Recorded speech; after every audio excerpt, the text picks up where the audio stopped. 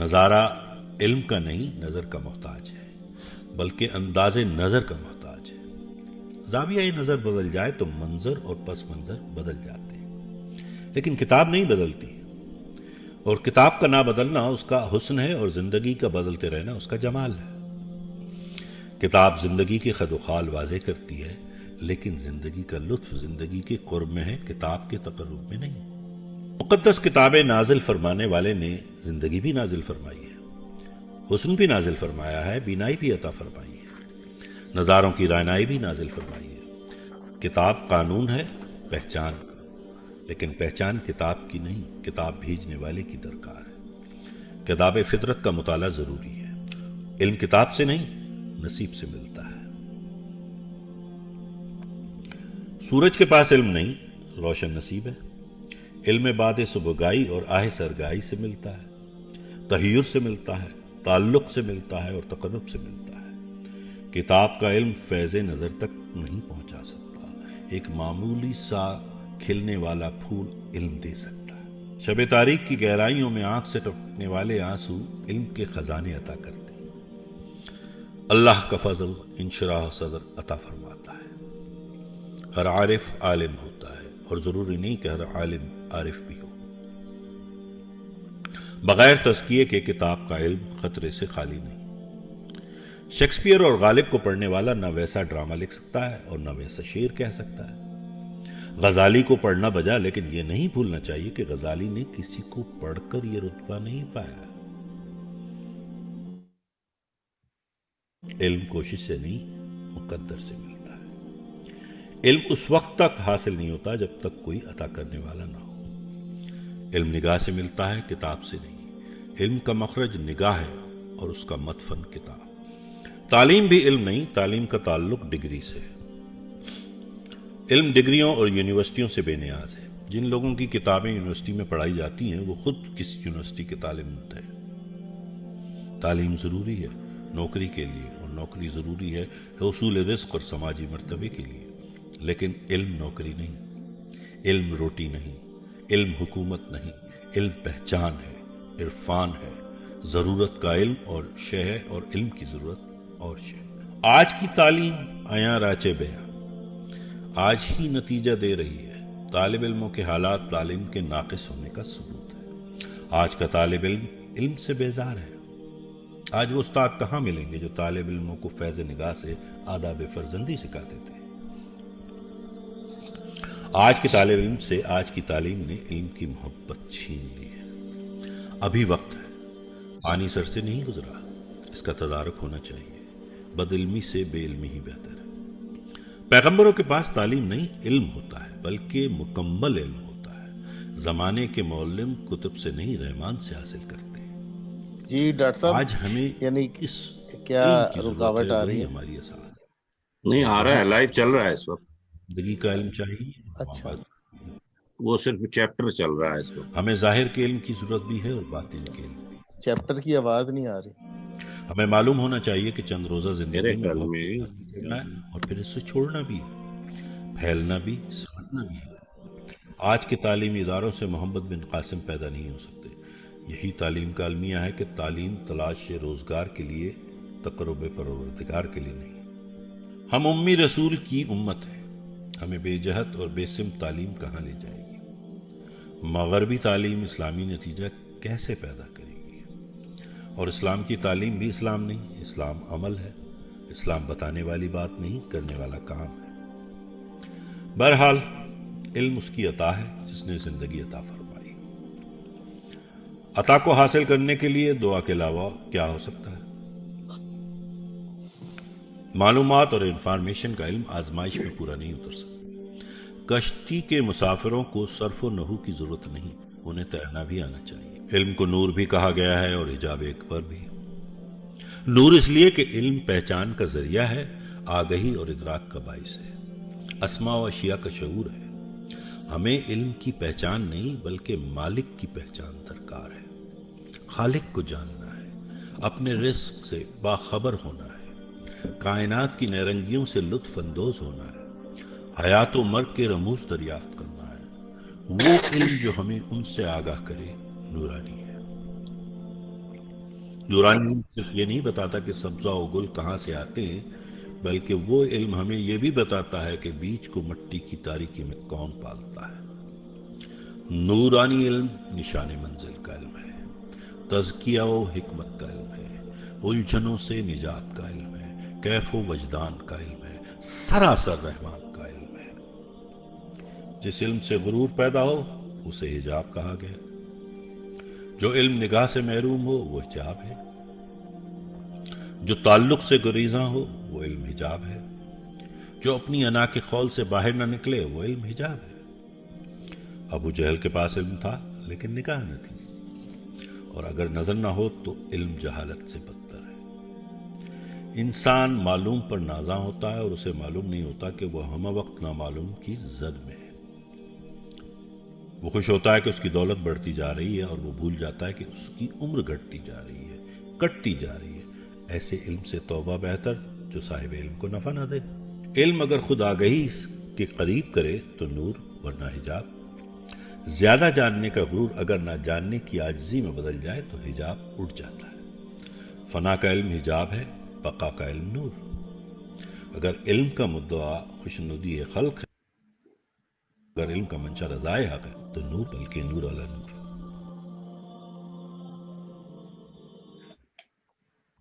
جی میمونہ۔ بسم اللہ الرحمن الرحیم۔ السلام علیکم، میں ہوں آپ کی میزبان اور دوست میمونہ گلشن، the CEO of Learn to Grow Rich۔ آپ دیکھ رہے تھے واصف علی واصف کی کتاب دریا سمندر کے مضمون علم سے اقتباس۔ آپ کو وصف حیات ماسٹر مائنڈ اسٹڈی کی چوتھی نشست میں بہت بہت خوش آمدید۔ امید ہے آپ سب لوگ بہت خیریت سے ہوں گے اور آپ کے ہفتے کا آغاز بھی اچھا ہوا ہوگا۔ ہم اس ماسٹر مائنڈ اسٹڈی میں واصف علی واصف کی کتاب دل دریا سمندر پر بات کر رہے ہیں۔ ہماری پہلی نشست ایک تعارفی حصے پر مشتمل تھی جس میں ہم نے اپنے مہمانوں اور ان کے حضرت واصف علی واصف سے تعلق کو جانا۔ دوسری نشست میں ہمارے مہمانان گرامی نے محبت اور کامیابی جیسے مضامین کو سمجھانے میں ہماری مدد کی، اور آج ہم انشاءاللہ علم کے موضوع پر ماسٹر مائنڈ سیشن کریں گے۔ تو جو خواتین و حضرات ہمیں فیس بک اور یوٹیوب پر دیکھ رہے ہیں وہ نہ صرف اپنے سوالات ہمیں بھیجیں بلکہ اس پروگرام کو زیادہ سے زیادہ شیئر کریں تاکہ اور لوگ بھی اس سے استفادہ حاصل کر سکیں۔ اگر آپ مزید ایسے پروگرام دیکھنا چاہتے ہیں تو پلیز ہمیں اپنی آراء سے آگاہ کریں۔ آپ کی فیڈ بیک اور سجیشنز ہمارے لیے بہت مقدم ہیں، اور ہماری سوشل پریزنس تقریباً تمام سوشل میڈیا پر موجود ہے۔ آپ اس چینل کو استعمال کرتے ہوئے ہم سے کنیکٹ کر سکتے ہیں۔ اور آئیے چلتے ہیں بغیر کسی تاخیر کے اپنے مہمانوں کی طرف بڑھتے ہیں اور انہیں پروگرام میں خوش آمدید کہتے ہیں۔ ہمارے پینل میں سب سے پہلے موجود ہیں جناب صاحبزادہ کاشف محمود۔ آپ کو پروگرام میں بہت بہت خوش آمدید۔ جی نوازش، بہت شکریہ۔ جی میر جہانگیر صاحب اور پروفیسر عرفان اشرف کو بھی پروگرام میں خوش آمدید۔ جی السلام علیکم۔ جی السلام علیکم۔ وعلیکم السلام۔ تو بہت بہت خوش آمدید۔ اس کے ساتھ ہی میں جناب ڈاکٹر فضل محمود کو دعوت دوں گی کہ وہ پروگرام کا باقاعدہ آغاز کریں اور اس نشست کو آگے بڑھانے میں میری مدد کریں۔ جی ڈاکٹر صاحب۔ جی بہت شکریہ میمونہ۔ نحمد و نصلی علی رسولہ کریم، واما بعد، اعوذ باللہ من الشیطان الرجیم، بسم اللہ الرحمن الرحیم۔ خواتین حضرات، ابتدا ہے اس رب جلیل کے نام سے جو دلوں کے بھید جانتا ہے۔ وصف حیات حضرت واصف علی واصف کی نظر سے کی آج چوتھی نشست میں آپ تمام کو خوش آمدید کہتا ہوں۔ وہ دوست جو ہمیں براہ راست دیکھ رہے ہیں اور وہ جو آنے والے دنوں میں اس ریکارڈنگ کو دیکھیں گے ان سب کو بھی میں خوش آمدید کہتا ہوں۔ آج جو مضمون ہم نے چنا تھا گزشتہ نشست میں جس پر بات کرنی ہے، اور وہ ہے، اس کا عنوان ہے علم۔ اور ظاہر ہے کہ علم اتنا بڑا موضوع ہے کہ اسے 90 منٹ کے اس پروگرام میں اتنے مستند मुफक्किरीन के साथ बैठकर उसको समोना बड़ा मुश्किल तो होगा, लेकिन हम कोशिश करेंगे कि हम साहबजादा काशिफ महमूद साहब और मीर जहांगीर साहब और प्रोफेसर इरफान अशरफ से जिस कदर ज़्यादा सीख सकते हैं, आज इल्म के मुतालिक कुछ ना कुछ हम सीखेंगे। तो चले हम आगाज़ करते हैं। ये बड़ा खूबसूरत मजमून है जिसका जी आवाज़ आ रही है आप सबको? जी आ रही है। अच्छा जी। तो हजरत वासिफ अली वासिफ रहमतुल्लाह अलैह ने इस मजमून का आगाज जिस जुमले से किया है, बल्कि इतना ही खूबसूरत है कि हम मालूम को इल्म कहते हैं, हालांकि नामालूम और लामालूम भी इल्म है और उतना ही अहम जितना मालूम। तो आइए इसी नुक्ते को लेकर चलते हैं। सबसे पहले हम प्रोफेसर इरफान अशरफ के पास कि आप अपना ये से कहें कि इब्तिदाई कलमात कुछ पता कीजिए हमें इसके मुताबिक। बिस्मिल्लाहिर्रहमानिर्रहीम। इब्तदा है उस बाबरकत ज़ात के नाम जिसने इस कायनात में सब कुछ तख्लीक किया। जिसको हम जानते हैं वो भी उसने तख्लीक किया, और जिसको हम नहीं जानते वो भी उसी मालिक ज़मीन व आसमान ने तख्लीक किया। और मैंने अपने उस्ताद से सुन रखा है, बाय द वे हम जानते ही कितना कुछ है, हम बहुत कम जानते हैं। और जिस जुमले से आपने प्रोग्राम का आगाज किया, मुझे ये जुमला बहुत फैसिनेट करता है कि इल्म जो है नामालूम और लामालूम, ये बहुत इंपॉर्टेंट कॉन्सेप्ट है। इसके बारे में मैंने बहुत सोच विचार की कि हम जिस चीज़ को जानते हैं क्या वो इल्म है, या जिस चीज़ को हम नहीं जानते क्या वो इल्म है। और वासिफ अली वासिफ साहब ने अपने इस फिक्रे के अंदर एक लफ्ज नाम मालूम और ला मालूम, ये दो अल्फाज इस्तेमाल किए हैं। हालांकि उर्दू जानने वाले ये जानते हैं कि नामालूम और लामालूम को हम एक ही मानों में लेते हैं, लेकिन चूंकि ये जुमला वासिफ अली वासिफ साहब का है और वासिफ साहब का जुमला है, तो इसमें जरूर कोई ना कोई मानी होगा। मेरी नाक़िस राय के मुताबिक कायनात के अंदर बेशुमार अलूम हैं, और उन अलूम के अंदर कुछ इल्म ऐसे हैं जिनको मैं जानता हूं, और मैं बहुत थोड़ा सा जानता हूं। जैसा कि मैंने अपने इब्तदाइये में कहा कि बाय द वे मैं जानता ही कितना हूं। अच्छा, एक है नामालूम। नामालूम वो है जिसको मैं नहीं जानता। हो सकता है कि डॉक्टर फजल जानते हो सकता है कि केमिस्ट्री का कोई प्रोफेसर जानता हो, फिजिक्स का कोई बहुत बड़ा दुनिया कायनात को राजों को दरियाफ्त करने वाला जानता हो। मैं कोशिश करके उन चीजों को जान सकता हूं, वो नामालूम है। मैं उनके बारे में अगर कोशिश करूं तो मैं जान सकता हूं। लेकिन एक चीज है ला मालूम। इस ला का मानी जो है ये आप इसको ला मकां, ला ज़मा, यानी ये दुनिया में दो किस्म के मज़ामीन जिसका तज़करा इशारतन अल्लामा इकबाल ने reconstruction of religious thought in इस्लाम में कहा कि एक मैटर का इल्म है, एक फिजिक्स का इल्म है, और एक ऐसा इल्म भी है जो माबादुत तबियात का इल्म है, फरिश्तों का इल्म है, कायनात के राजों का इल्म है, आलम जबरूत का इल्म है, आलम मलकूत का इल्म है, आलम हूद का इल्म है, चौथे आसमान की बात वासिफ साहब की कल हम एक निशिस्त में बैठे थे तो वहां पर जिक्र हो रहा था कि चौथे आसमान की बात हो रही थी। तो मैं ये समझता हूं कि एक वो इल्म है जो फिजिक्स का, जो मैटर का, जो मादे का इल्म है, जिसको मैं और आप जान सकते हैं, और एक वो इल्म है जिसको मैं जान तो सकता हूं, लेकिन उस जानने के लिए मुझे किसी ऐसे मेंटोर का, किसी ऐसे कोच का, किसी ऐसे स्पिरिचुअल सेंट का, किसी ऐसे मुर्शिद का लड़ पकड़ना होगा, उनका पल्लू थामना होगा, जो मुझे इस कायनात के वो राज भी बता देगा। तो वासिफ साहब का ये जो फिक्रा है कि इल्म मालूम की नफी का नाम है, और जो मालूम है वो हमें बहुत थोड़ा सा है, और ला मालूम। अब कायनात के राज जानने वाले कहते हैं कि दुनिया में इंसान ने जो नामालूम की बात है, वो साइंस एंड साइकोलॉजी कहती है कि 100 में से 0.00005% इंसान ने अभी मालूम किया है। अभी तो बहुत कुछ मालूम करना है जो नामालूम है, اور اس سے اگلی منزل جس کے بارے میں علامہ نے کہا تھا ستاروں سے آگے جہاں اور بھی ہیں، تو یہ واصف صاحب نے ایک فکرے میں فزکس اور میٹا فزکس کی بیسیکلی بات کی ہے. میں یہ سمجھتا ہوں بہرحال زیادہ تفصیل سے اس نقطے کے بارے میں، چونکہ آپ نے اس نقطے کے بارے میں پوچھا، صاحبزادہ صاحب اور میر صاحب زیادہ بہتر بتا سکتے ہیں. میری رائے کے مطابق اس میں فزکس اور میٹا فزکس کی بات کی گئی ہے. جی بہت خوبصورت آپ نے وضاحت کی، شکریہ.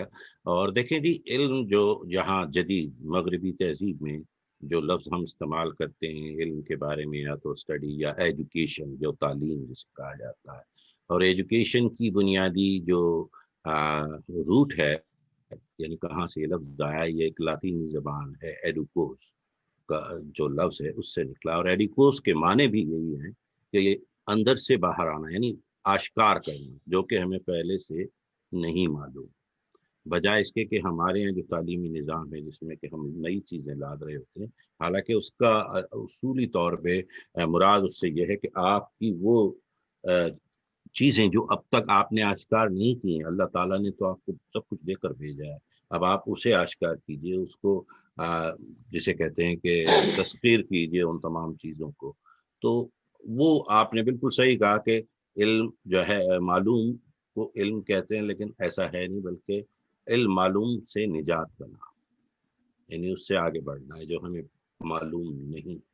تو چلیں اب اسی موضوع کو لے کر چلتے ہیں ہم میر صاحب جہانگیر صاحب کی طرف، دیکھیں آپ کیا فرماتے ہیں، پھر اس کے بعد صاحب سے بھی ہم لیتے ہیں رائے.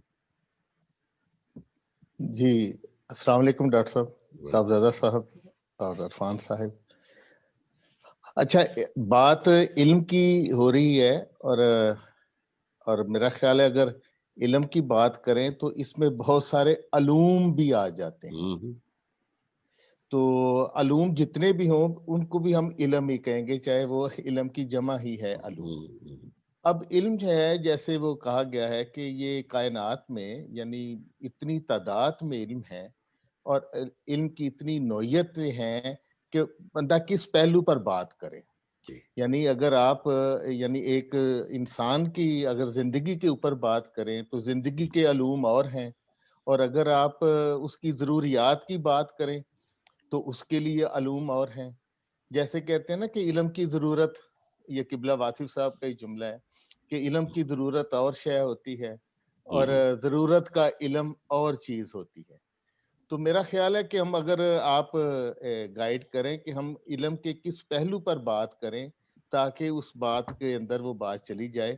ایک یعنی وہ اگر علم جو ہے وہ زندگی جو ہے گزارنے کی بات کریں تو اس کے لیے ہم کچھ بات کریں، وہ روح کی بات کرنی ہے، ہم نے وہ بدن کی بات کرنی ہے، یا ہماری جو ضروریات ہیں اس جس طرح ہم ایک کمرشل زندگی گزارتے ہیں تو اس کے لیے بھی ہمیں انجینئرنگ پڑھنی پڑتی ہے. ہمیں کچھ اگر ہم نے زمیندارہ کرنا ہے تو کسان کا علم جاننے کے لیے کچھ اور طرح کا علم ہمیں چاہیے. یعنی ہر آدمی کی جو زندگی کی ضرورت ہے یا اس کی جو حیات ہے اس کو جاننے کے لیے پہلے ہمیں طے کر لیں کہ ہم کس علم کی بات کرنا چاہتے ہیں. یہ جو ٹیکنالوجی کی بات ہے، یہ دنیا سائنس کی بات ہے، طب کی بات ہے، علوم تو یہ بھی ہیں، کائنات کے راز جاننے کا بھی علم ہے. مگر میرا خیال ہے کہ اگر قبلہ واصف صاحب کی بات کریں تو وہ زندگی کے علم کے اوپر زور دیتے ہیں جو پاس سے گزرتی جا رہی ہے. فرماتے ہیں کہ کتاب جو ہے یہ کتاب تو بدلی نہیں جا سکتی، اس میں جو لکھا ہوا ہے نا جی کتاب کے اندر وہ تو رہتا ہے، مگر آپ کا اگر انداز نظر بدل جائے تو وہ نظارہ بھی بدل جاتا ہے. اور نظارے کے لیے جو ہے نا وہ نظر محتاج ہوتی ہے، کتاب نہیں. اب کتاب بدلتی نہیں ہے جبکہ نظارہ انداز نظر سے بدل جاتا ہے. تو میں یہ عرض کرنا چاہوں گا کہ آپ کچھ تھوڑا سا ایک دائرہ لگا دیں ڈاکٹر صاحب کہ جس کے اندر رہ کے ہم بات کریں، کیونکہ اگر میں سمندروں کی بات کروں گا تو وہ کچھ اور طرح کا علم ہوگا، علم جعفر کی بات کریں گے وہ کچھ اور طرح کا علم ہے. تو میرا خیال ہے کہ ہم تھوڑا سا دائرہ بنا لیں تاکہ ہم اس کے اندر رہ کے تو یہ اپنے گھنٹہ ڈیڑھ گھنٹہ جو ہے اس کے اوپر جو ہے رہا جائے. جی بہت خوبصورت آپ نے نشاندہی کی اور میں بالکل آپ کی بات سے متفق ہوں. تو چلیں ہم چونکہ جیسے حضور نے فرمایا کہ کتاب زندگی نہیں بلکہ زندگی وہ ہے جو سامنے سے گزر رہی ہے، تو یہ جو علم ہے زندگی کا، کہ زندہ رہنے کے لیے جو علم ہر انسان کو چاہیے، ورائے ان تمام علوم کے جن کا ہم ذکر کرتے ہیں، جو کہ تھوڑے تھوڑے زندگی کے حصے ہیں، لیکن بحیثیت زندگی ایک خود ایک علم ہے، کیونکہ جسے ہمیں جینا پڑتا ہے، گزارنی پڑتی ہے، اور پھر اس خالق اور اس مالک کی تمام عبادات و سجود میں کیوں کرنا ہوتا اور کیسے کرنا ہوتا، یہ بھی ایک علم ہے جسے جاننا میرا خیال ہے ہر بنی نوع انسان کے لیے ضروری بھی ہے، اور وہی اس کو اشرف المخلوقات بھی بناتا ہے۔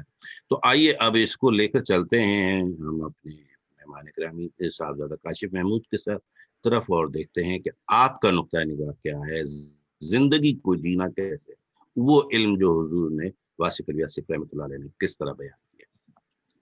جی بسم اللہ الرحمن الرحیم۔ ابھی ڈاکٹر صاحب جب آپ نے فکرہ جب سرکار کا یہ پڑھا کہ علم جو ہے وہ معلوم کی نفی ہے، اور علم تو نامعلوم بھی ہے اور لا معلوم بھی ہے۔ پروفیسر عرفان صاحب نے بہت خوبصورت اس کے اوپر تھوڑی سی روشنی ڈالی۔ سرکار نے یہ جو ڈائمینشنز دی ہیں نا جی، یہ سائملٹینیسلی ہمیں جو ہے یہ نقطۂ نگاہ سمجھاتی ہیں کہ ہم معلوم کی دنیا میں رہتے ہوئے کس قدر نامعلوم اور لا معلوم ہے۔ یہ جو ہماری کانشیس ورلڈ جس کو ہم کہتے ہیں، اس کانشیس ورلڈ میں کتنے ہم انکانشیسلی چل رہے ہیں۔ اور جب آپ فرماتے ہیں کہ دیکھو یہ تو تمہیں پتا ہے کہ بیج ہوتا ہے، بیج میں پانی ہوتا ہے اور زمین چاہیے ہوتی ہے اور موسم چاہیے ہوتا ہے، اور لیکن یہ کبھی نہیں بتایا گیا ہمیں کہ یہ جو بے رنگ سا جو پانی ہے، یہ بیج کے ساتھ مل کر اتنی رعنائیاں اور اتنی روشنیاں اور اتنی خوشبوئیں کیسے پیدا کر لیتا ہے۔ ہم سائملٹینیسلی اس چیز سے آگاہ بھی ہیں اور ہم اس چیز سے ناآشنا بھی ہیں۔ ہم اسی طرح سے یہ جانتے ہیں کہ پانی کا ایک قطرہ جو ہے وہ اگر سیپ میں گر جائے تو سیپ سے وہ موتی بن جاتا ہے، ہم اسے آگاہ ہیں۔ اب اس کو سائنس نے بھی کچھ کرافٹ کیا اپنے طور پہ، انہوں نے بھی موتی کچھ اپنی سائنس کے رول سے کچھ بنانے شروع کیے، لیکن وہ جب کہتے ہیں نا کہ وہ جب صراف کے پاس جب جاتا ہے تو وہاں پہ ساری حقیقت کھل جاتی ہے کہ کیا چیز کرافٹڈ ہے اور کیا چیز جو ہے وہ اوریجنل فارم آئی ہے، یعنی کہ اللہ کی جو تخلیق کردہ جو چیز ہے، جس کو سرکار اکثر ایک شعر میں جیسے فرماتے تھے کہ کچ بھی مڑکا تے لال بھی مڑکا تے ہکو رنگ دوہاں دا، مل سرافاں پائیے تے فرق ہزار کوہاں دا۔ کہ صراف کے پاس جب جاتا ہے تو پھر وہاں پہ حقیقت پتہ چلتی ہے کہ یہ دونوں کے اندر بہت بڑی ایک فرق ہے۔ جب سرکار اس کو علم کو جب ڈیفائن کرتے ہیں تو اس کو نور کے ساتھ کرتے ہیں، اور آپ نے بہت نا واضح ایک آپ کی کتاب ہے کرن کرن سورج، اس میں آپ نے نا اس کو بہت زیادہ ایک جگہ پہ ڈیفائن کیا ہے کہ جو علم ہے اس کو تعلیم نہ سمجھا جائے۔ تعلیم ایک اور چیز ہے اور علم ایک اور چیز ہے۔ تعلیم کو آپ نے کہا کہ یہ ضروریات کے ساتھ آپ کے جو ہے نا وہ جڑتا ہے جا کے، اور علم جو ہے نا یہ ذات سے ہٹ کر ایک انسانی جو کھوج ہے، جو ہماری جو جس کو میٹا فزکس میں جنہوں نے پروفیسر صاحب نے جیسے کہا کہ یہ وہ ہماری باعث تخلیق جو باتیں ہیں جن کے ساتھ ہمیں کنیکٹ ہونا ہے، اس کنیکشن کا نام جو ہے نا وہ آپ نے علم فرمایا۔ اور اس میں آپ نے ایک جگہ پہ فرمایا کہ دیکھو تعلیم علم نہیں ہے، کیونکہ علم قوت تسلیم کا نام ہے۔ علم یادداشت کا محتاج نہیں ہے، علم کتب خانوں سے دستبردار ہونے کا نام ہے، علم تحریر کا نہیں، تقریر کا نہیں، نگاہ کا نام ہے۔ علم آئین عمل ہے، اگر محروم عمل ہے خواب بنے بے تعبیر۔ علم ہماری فطرت کی حدود و قیود میں موجود رہ کر مطمئن اور اطمینان بخش ہے، ورنہ باعث اندیشہ ہے۔ پھر آپ نے فرمایا کہ علم جو ہے وہ مباحثوں سے احتراز کا نام ہے، یعنی مباحثوں کو چھوڑ دینے کا نام ہے۔ پھر آپ نے فرمایا کہ علم تعلق سے ہے اور تعلق کے لیے ہے، علم تعلق سے ہے اور تعلق کے لیے ہے۔ علم اس وقت تک حاصل نہیں ہوتا جب تک کوئی عطا کرنے والا نہ ہو۔ علم اظہار جذبات سے ہے، لہذا یہ تعلق نہیں ہو سکتا۔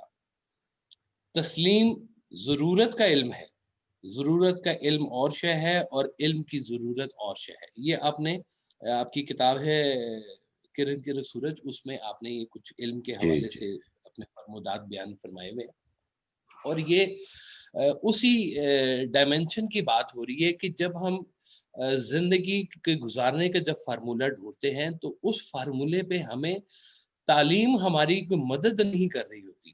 تعلیم ہمیں وہ چیز جو ہمیں معلوم ہے، ہم کہہ لیں کہ جتنے سبجیکٹ ہماری یونیورسٹی میں پڑھائے جاتے ہیں، جتنے لائبریریز کے اندر پوشیدہ ہے، تو یوں سمجھ لیں کہ یہ ہمارے پاس کیٹیگرائزیشن تو آ گئی، لیکن اس کیٹیگرائزیشن میں کہیں پر بھی یہ فارمولیٹ نہیں ہوتا کہ ان چیزوں کو ہم نے اپنی پریکٹیکل شیپ میں لے کے کیسے آنا ہے، بلکہ آپ اس کو یوں فرماتے تھے کہ جو چیزیں تمہارے عمل میں داخل ہو جائیں۔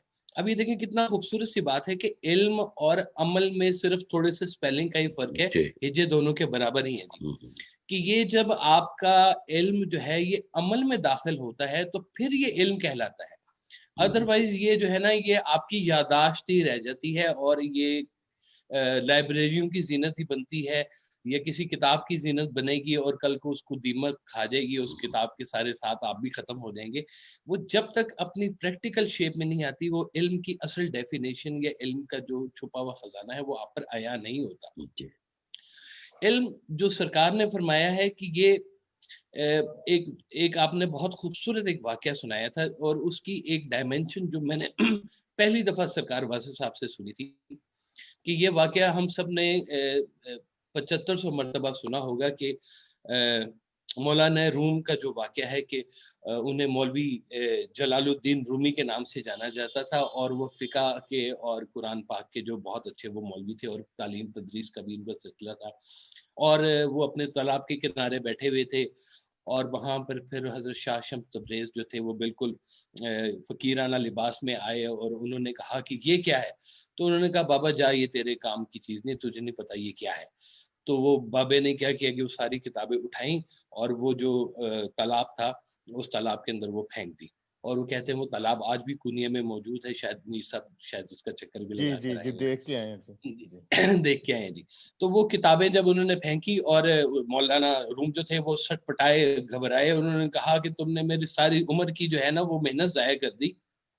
تو حضرت شاہ شمس تبریز نے جب پانی میں ہاتھ ڈالا تو وہ کتابیں خشک جو تھیں وہ نکال لی اور مولانا کے سامنے رکھ دی۔ مولانا نے کہا کہ یہ کیا ہے؟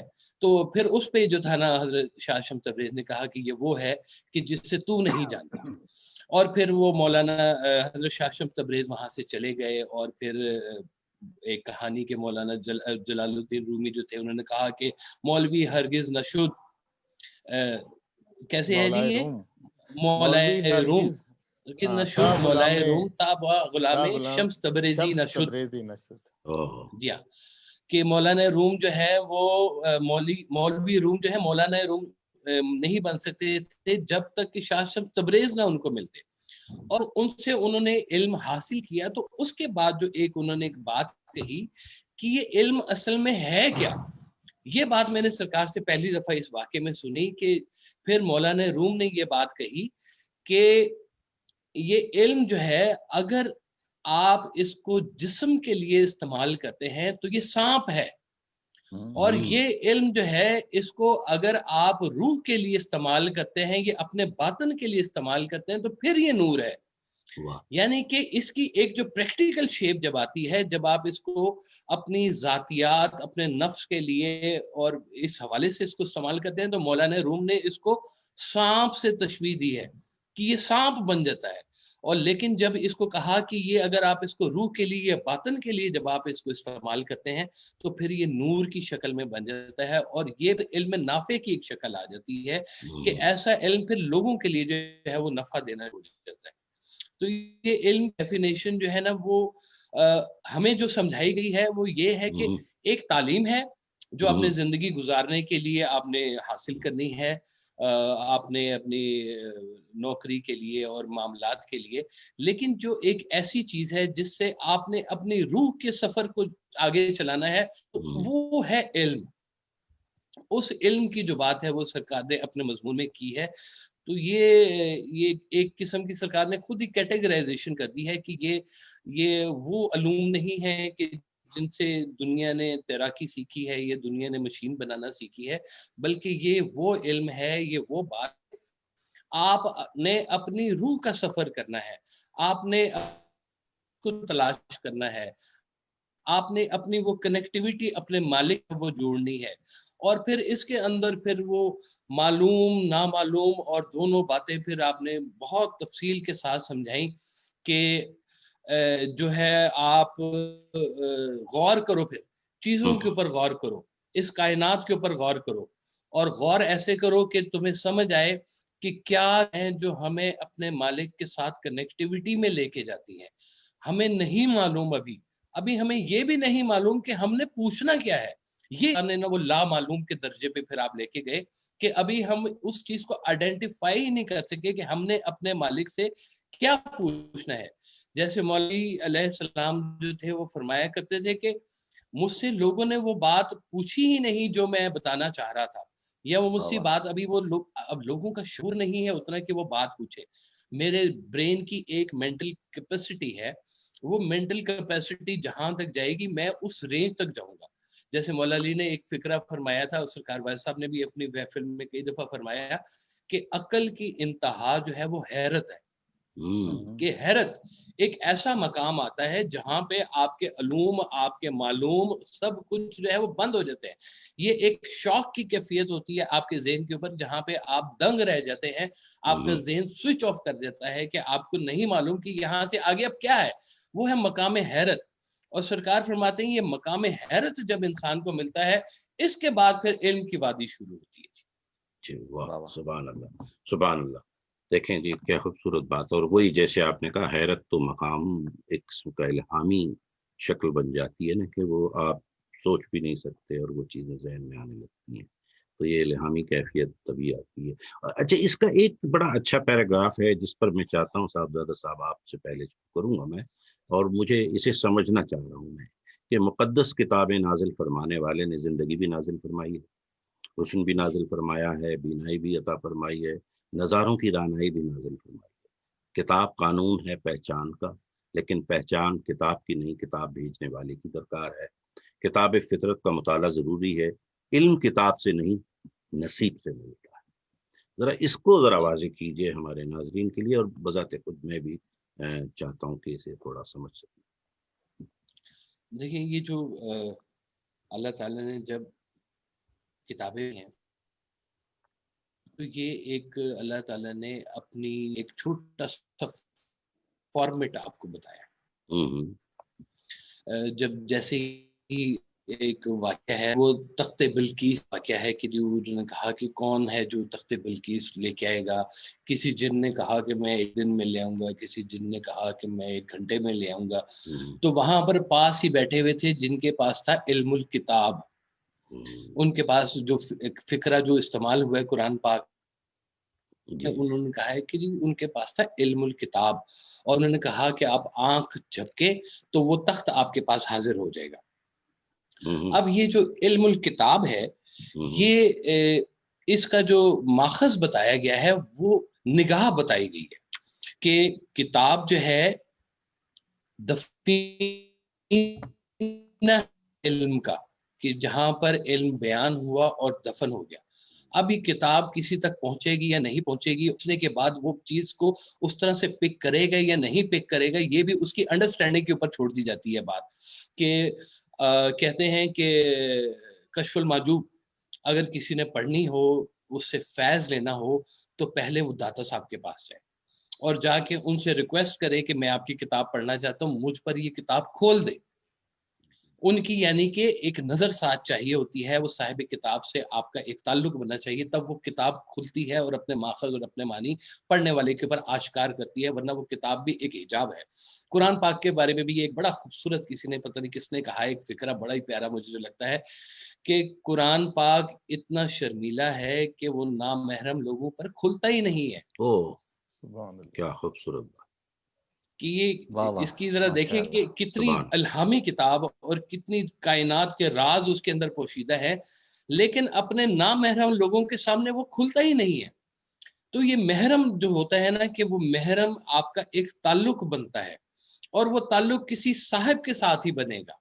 جو ہم تک جو چیز پہنچی ہے کہ یہ جب تک آپ کے پاس درمیان میں عشق نہ ہو تب تک یہ کتاب بھی آپ پر نہیں کھلتی ہے۔ جی درمیان میں یہ جو عشق رسول کا جو حوالہ ہے، جب تک یہ درمیان میں موجود نہ ہو تو یہ الہامی کتاب بھی اپنا راز نہیں کھولتی ہے کسی کے اوپر۔ یہ تو قرآن پاک کے بارے میں بھی کہا گیا ہے کہ یہ اس کے اندر جو ہے نا بہت راز جو ہے وہ چھپے ہوئے ہیں، لیکن یہ ہر ایک پر عیاں نہیں ہوگا۔ یہی کتاب ہے جو کسی کو گمراہ کرے گی، اور یہی کتاب ہے جو آپ کو ہدایت بھی دے گی۔ تو یہ کتاب سے کون لوگ ہیں جو ہدایت لے جاتے ہیں، اور کون لوگ ہیں جو گمراہ بھی ہو جاتے ہیں، اور وہ کیسے اپنے مطلب لے لیتے ہیں، اس کے لیے ایک جو صاحب جو درمیان میں درکار ہوتا ہے، جو آپ کی اللہ کے ساتھ دوستی کرواتا ہے، تاکہ آپ اللہ کے اس مزاج کے ساتھ آشنا ہو جائیں، آپ اللہ کے اس فارمیٹ کے ساتھ آگاہ ہو جائیں۔ جیسے ہم سرکار کی کتابیں جب پڑھتے ہیں نا، سرکار واحد صاحب کی، تو ہم ان کے مزاج سے آگاہ ہیں۔ ہمارے ساتھ یہ کتابیں جب لکھی گئی ہیں یا جو بولی گئی ہیں، تو یہ کتابیں پڑھتے ہوئے مجھے ان کی آواز سنائی دیتی ہے کہ آپ اس لہجے میں بولتے تھے، یہ آپ کا انداز تھا، اور یہ آپ کا طریقہ کار تھا، اور یہ آپ کا فارمیٹ تھا، اور اس کے اندر جو باتیں انہوں نے مجھے بتائی ہوئی ہیں اور جو کتابوں میں لکھی، خیر ان میں کوئی فرق نہیں ہے دونوں کے اندر۔ تو یہی درمیان میں ایک صاحب آپ کو ایسا ایک چاہیے ہوتا ہے، ایک نگاہ ایسی آپ کو چاہیے ہوتی ہے کہ جو آپ کے ذہن کے عقدوں کو کھولے اور اس کو وہ اس انڈرسٹینڈنگ میں لے کے آئے جہاں پر یہ علم جو ہے اپنی صحیح حالت میں آپ پر نزول ہونا ہے۔ سبحان۔ آپ فرماتے ہیں یہ جو الہامی علم ہے نا، یہ نزول ہوتا ہے باقاعدہ طور پر انسان کے اوپر۔ جیسے شہد بنانے کا جو علم مکھی کے پاس ہے، یہ مکھی کے اوپر وہی نازل ہوئی کہ اس کو بتایا گیا کہ تم سے شہد بنانا ہے۔ تو یہ بھی ایک الہامی کتاب، جیسے سرکار فرماتے تھے کہ الہامی کتاب کی تفسیر غیر الہامی انسان کیسے بتا سکتا ہے۔ تو یہ الہام کی جب بات آتی ہے تو وہ الہام کے رمجھم جس انسان کے اوپر ہوتی ہے، وہ انسان آپ کی اس بارگاہ میں لے جا کے آپ کی دوستی کرواتا ہے، آپ کی اس مزاج کے ساتھ انڈرسٹینڈنگ کرواتا ہے، تب جا کے یہ نگاہ کا کام شروع ہوتا ہے، اور وہ آپ کو وہ اس دفینے سے جو ہے وہ نگاہ مخرج بنتی ہے، اور آپ کے اندر وہ کرن پیدا کرتی ہے۔ سبحان اللہ، سبحان اللہ۔ چلے جی، بہت شکریہ۔ دیکھیں اب اگلا ایک اور جو پیراگراف ہے وہ میں امیر صاحب کی خدمت میں عرض کروں گا کہ وہ بھی بڑا یعنی غور طلب ہے اور اسے سمجھنا ہے کہ آج کی تعلیم آیاں راچے بیاں آج ہی نتیجہ دے رہی ہے۔ طالب علموں کے حالات تعلیم کے ناقص ہونے کا ثبوت ہے۔ آج کا طالب علم علم سے بیزار ہے۔ آج وہ استاد کہاں ملیں گے جو طالب علموں کو فیض نگاہ سے آداب فرزندی سکھاتے تھے۔ آج کے طالب علم، آج کی تعلیم نے علم کی محبت چھین لی۔ ابھی وقت ہے، پانی سر سے نہیں گزرا، بد علمی سے بے علمی ہی بہتر ہے۔ آپ کیا فرمائیں گے اس میں؟ جی ڈاکٹر صاحب، یہ اس میں تو جو وہی بات ہے کہ آپ نے جو زندگی کی جو افادیت ہے اس کے اوپر زور دیا اصل میں۔ جی، جیسے وہ کہتے ہیں کہ علم اور چیز ہے، ادب اور چیز ہے، اور اگر آپ نے علم پڑھ کے ادب نہیں سیکھا تو علم سے آپ کو کیا فائدہ ہوا۔ تو بچے جو ہیں یہ بھی آج کل جو ہمارے کالج اور یونیورسٹی میں جو جتنے بھی تعلیمی ادارے ہیں، یہ میرا خیال بچوں کی تربیت کم کرتے ہیں اور ان سے مال پانی پیسے اکٹھے کرنے کا زیادہ علم، یعنی یہ ساری کمرشلزم کی بات ہے۔ تو جو سرکار جو بات کرتے ہیں، وہ جس بات پہ وہ زور دیتے ہیں ہر حوالے سے، وہ یہی کہتے ہیں کہ آپ اپنے بچوں کو ٹھیک ہے زندگی گزارنے کے لیے جدید علم سے آپ انہیں روشنا ضرور کریں، کیونکہ وہ آپ کے روزگار کی بات ہے. زندگی اچھی گزارنے کے لیے آپ کو یہ تعلیم کی ضرورت ہے. مگر علم جو ہے نا وہ اصل میں ادب سکھاتا ہے، اور وہ علم اور وہ تعلیم جو ادب نہ سکھائے، زندگی کی گزارنے کی ڈھنگ نہ سکھائے، آپ کو صبر شکر بڑے چھوٹے کی تمیز نہ سکھائے، تو وہ علم کا وہ تعلیم کا کیا فائدہ. آج کل دیکھ لیں کہ ہمارے کالج یونیورسٹیوں میں جتنے بھی اعلیٰ جو ہے وہ فیکلٹی ہے، وہ بچوں کو وہ تعلیم دیتے ہیں، انہیں ادب نہیں سکھاتے. بالکل. مجھے وہ یاد آ گیا کہ قبلہ واصف صاحب کیونکہ اخبار میں کالم بھی لکھتے تھے، کتابیں بھی تھیں، تو ایک شخص نے نا جی ان کو خط لکھا، اور وہ خط گمنام ادیب کتاب ہے، تو اس کے اوپر وہ خط شائع ہوا ہے اور پھر اس کا جواب بھی ہے. تو وہ خط لکھنے والے نے وہ بڑا متاثر ہوا کہ یہ بڑی زبردست باتیں واصف صاحب لکھتے ہیں، تو میں ان سے پوچھوں کہ آپ کی تعلیم کتنی ہے اور یہ آپ نے سارا کچھ کہاں سے حاصل کیا.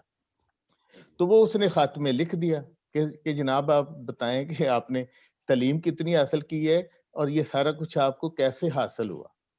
اب دیکھیں سرکار جواب کیا دیتے ہیں. حالانکہ سرکار بہت پڑھے لکھے تھے، انہوں نے مشرق اور مغرب کا علم بھی حاصل کیا ہوا تھا، انگریزی کے استاد تھے، ٹھیک ہے. وہ لکھتے کیا ہیں؟ وہ لکھتے ہیں کہ دیکھو یہ جو علم کا تعلق تعلیم سے نہیں ہوتا، اور فضل کا تعلق کسی عمل سے بھی نہیں ہوتا، یہ خالص عطائے خداوند ہوتا ہے. اب یہ جو یعنی علم کا تعلق تعلیم سے نہیں آپ نے جوڑا، تو یہ پھر کیسا، یہ کیا بات ہوتی ہے کہ یہ پھر علم کہاں سے آ جاتا ہے؟ جو جیسے آپ نے وہ ایک پنجابی کتاب جو بھرے بھڑولے ہے، اس کے اندر آپ نے لکھا ہوا ہے کہ اتھے بن پڑھیاں گل ملدی ہے، اساں دفتر سارے پڑھ ویکھے. یعنی جو علم نگاہ سے ملتا ہے وہ کتاب سے نہیں ملتا. جیسے وہ صاحبزادہ صاحب نے بڑا خوبصورت جملہ سرکار کا ہے کہ جو علم کا مخرج ہے وہ نگاہ ہوتی ہے اور اس کا مدفن کتاب. اب یہ جو مخرج والی اور نگاہ کی بات ہے، یہ اس کو علم لدنی سے بھی تشبیہ آپ دے سکتے ہیں، جو سینہ بسینہ چلا آ رہا ہے. انبیاء دیکھیں، یہ جیسے انہوں نے حضرت شاہ شمس اور مولانا روم کا واقعہ بیان کیا ہے. اگر آپ قرآن پاک کی طرف جائیں تو قرآن پاک میں جو واقعہ ہے وہ حضرت خضر علیہ السلام اور حضرت موسیٰ علیہ السلام کے حوالے سے لکھا ہوا ہے کہ موسیٰ علیہ السلام کے پاس یعنی کتاب تھی، کلیم اللہ تھے، اللہ سے باتیں کرتے تھے، کلام کرتے تھے، نام بھی ان کا کلیم اللہ ہو گیا. تو پھر بھی وہ کچھ علم جو ہے اس سے وہ جاننا چاہتے تھے کہ یہ کیا ہے. تو اللہ تعالیٰ نے وہ جو قصہ بیان فرمایا ہے اس کے اندر کہ اچھا کہ یہ علم جاننے کے لیے تم ایک نا بندے کے پاس جاؤ. اچھا وہ کون بندہ ہے؟ انہوں نے کہا جی ادھر جاؤ، وہاں تمہیں بندہ ملے گا. اب موسیٰ علیہ السلام نے یہ نہیں کہا کہ جی آپ مجھے اللہ میاں بتائیں. اللہ میاں نے کہا نہیں، وہ بندہ ہی تمہیں دے گا، بندے سے سیکھو. حضرت خضر علیہ السلام کا جو واقعہ آیا ہے، پھر حضرت خضر علیہ السلام نے انہیں جو ہے وہ بتایا، اچھا کہ یہ ایک شرط ہے میری کہ میرے ساتھ اگر سفر کرنا ہے، تمہارے سوالوں کا جواب میں دوں گا، تو اس کے لیے تم نے نہ مجھ سے سوال نہیں کرنے، بس دیکھتے جاؤ. وہ سارا قصہ آپ لوگوں کے علم میں ہے. تو وہ اچھا وہ علم جب حضرت خضر علیہ السلام نے وہ سارا شو کر کے پھر اس کی حکمت بتا دی موسیٰ علیہ السلام کو، تو پھر فرما دیا کہ لو جی آج تمہارا میرا راستہ جدا. تو اللہ تعالیٰ نے یہ سارا قصہ بیان فرمایا، لکھا ہے کہ یہ میں نے اپنے خاص بندے کو علم لدنی سے نوازا تھا. اب علم وحی اور چیز ہے جو پیغمبروں کے پاس ہوتا ہے، اور علم لدنی اللہ نے فرمایا کہ میں اپنے خاص بندے کو یہ علم سے نوازا ہے. اب وہ علم کیا ہے؟ یہ جتنا تصوف ہے یا یہ جو سینے کا علم ہے، نگاہ کا علم ہے، یہ ماخذ جو ہے یہ پھر ادھر سے آتا ہے کہ وہ جو خاص علم ہے خاص بندے کو دیا جاتا ہے اور خاص بندے سے ہی وہ چیزیں چلتی ہیں. حضور پاک صلی اللہ علیہ وسلم کے پاس کل جہانوں کا علم تھا، مگر ہر نبی کے پاس وہ اتنا علم نہیں تھا جتنا نبی پاک صلی اللہ علیہ وسلم کے پاس تھا. تو یہ تمام علوم بھی حضور پاک کی ذات کے اوپر مرتکز ہو گئے، اور یہ علم جب بانٹا گیا ہے تو وہ بابل علم کے ذریعے بانٹا گیا ہے. بالکل. تو بابل علم جو ہے حضرت علی وہ ایک دفعہ کہہ رہے, واقعہ میں نے پڑھا ہے کہ وہ جا رہے تھے تو لوگ اکٹھے تھے, تو آپ نے پوچھا کہ یہ کیوں ادھر مجمع لگا ہوا ہے؟ تو انہوں نے کہا جی یہ علامہ صاحب ہیں اور لوگ ان کو سنتے ہیں.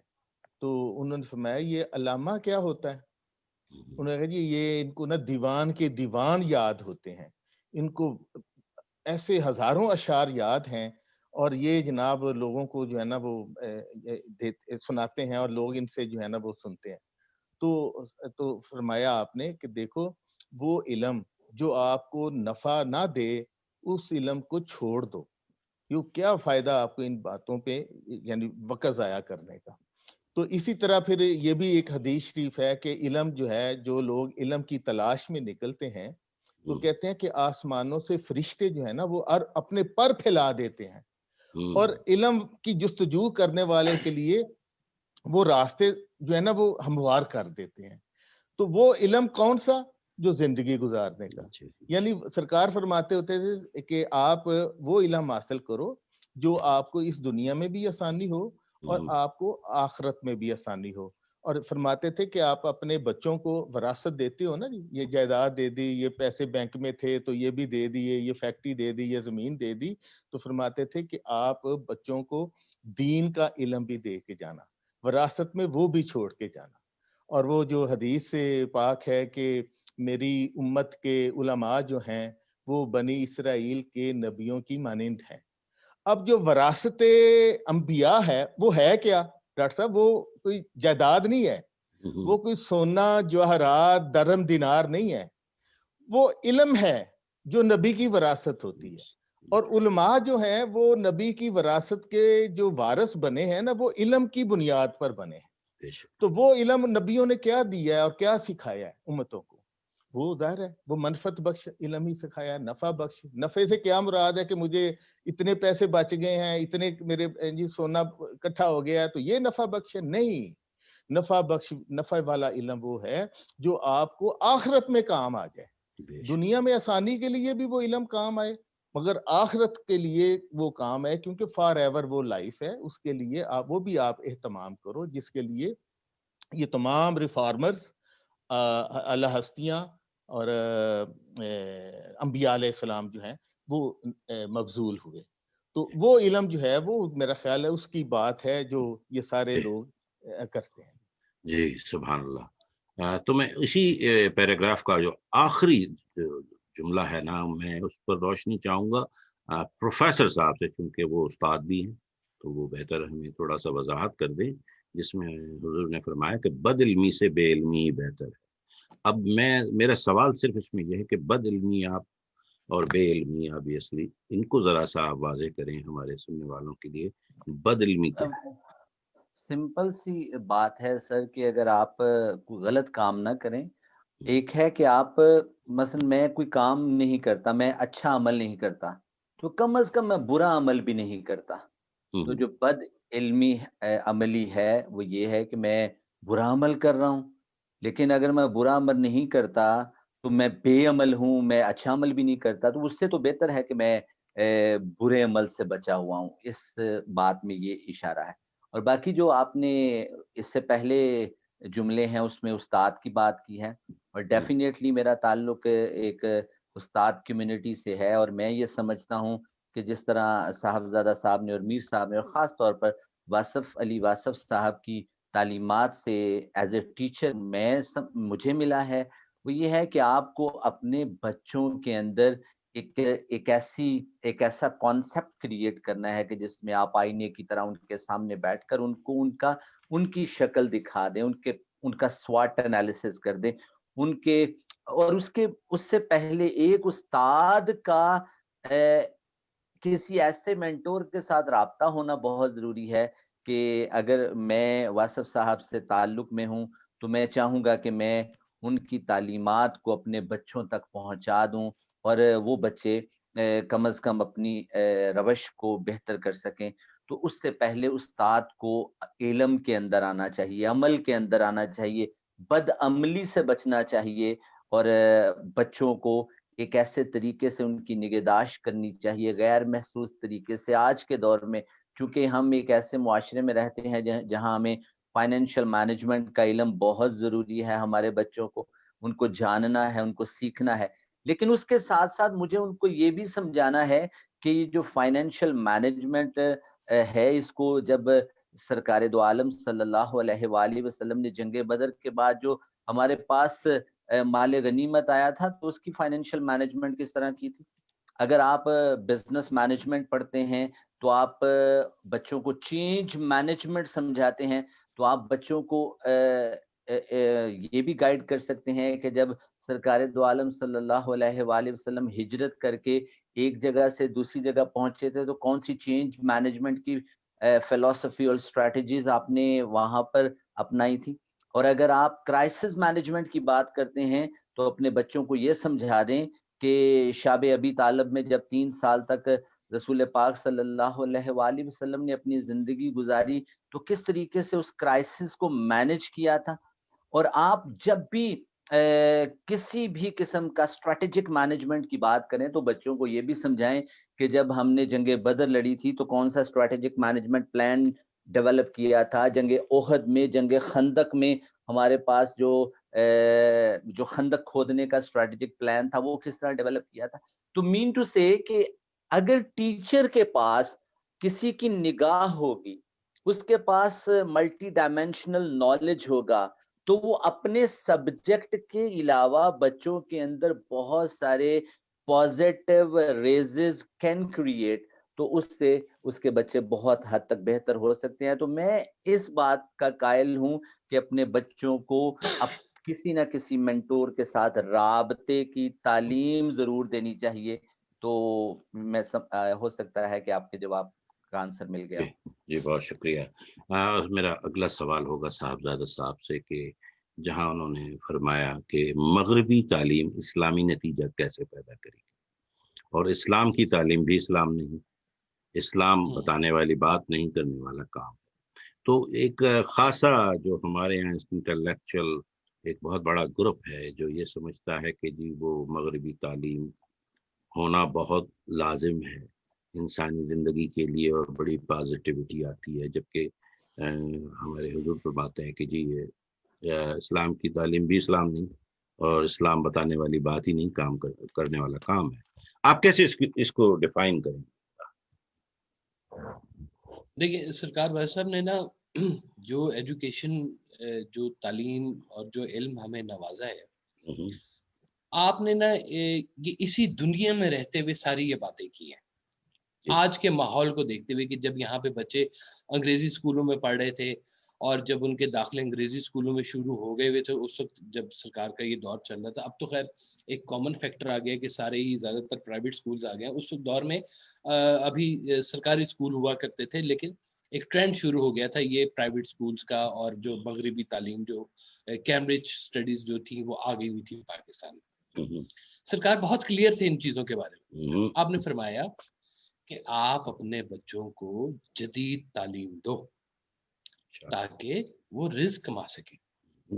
آپ اپنے بچوں کو جدید تعلیم دو تاکہ وہ رزق کما سکیں، اور دین انہیں قدیم دو، دین انہیں قدیم دو تاکہ وہ برباد نہ ہو.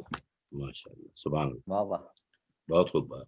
تعلیم دو جدید تاکہ وہ رزق کما سکیں، اور دین دو قدیم. اب یہ جو قدیم ہے اس کے بیچ میں بھی سرکار نے نا بہت ساری ایک وضاحت فرمائی ہوئی آپ نے، کیونکہ آپ کا ایک فکرہ ہی ایسا ہوتا ہے کہ پورے مضمون کا وہ احاطہ کر لیتا ہے. آپ نے فرمایا کہ اپنے دین کو اتنا سادہ کر لو جتنا حضور پاک صلی اللہ علیہ وسلم کے زمانے میں تھا تو بھی مکمل دین ہے.